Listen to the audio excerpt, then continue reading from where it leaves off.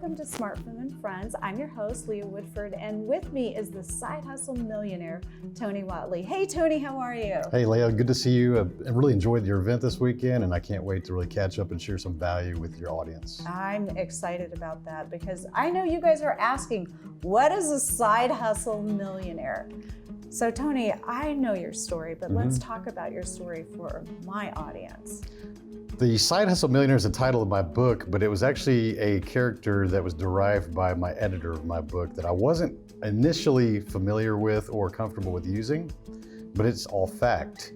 So my background is that I worked 20 years in corporate, and while I was working this oil and gas profession, my love for cars drove me to create automotive businesses. And I built communities that grew to 300,000 members, and then I grew another one that grew to 220,000 members, and sold those for a couple million a few years later. So while I was working full-time, my side businesses earned millions of dollars. Wow, but let's unpack that because I loved your story. You're an engineer. Let's talk about how the evolution, and you were also in the gas and oil. Can we talk about that? Absolutely. I grew up lower middle class, two hardworking blue-collar parents, and we were always on that quest of six-figure income, right? Most people hear about that, and they give you a few choices. They say, be a doctor, a lawyer, or an engineer. Right. I said, well, I don't really want to be a lawyer, and I definitely don't like the medical profession, so I guess I'll do something in engineering. And there's my love of cars. So it's like, well, is there anything related to cars in engineering? Well, mechanical engineering. Actually learn all the systems about cars and everything about moving and machinery. And it's like, okay, I'll go do that. And I was actually very average at math. I had to struggle through school.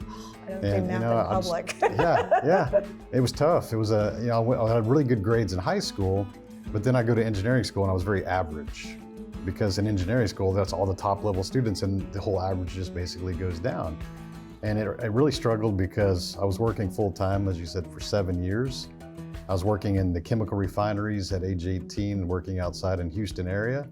And on the weekends, I would wait tables, and I would also be a mechanic and work on cars.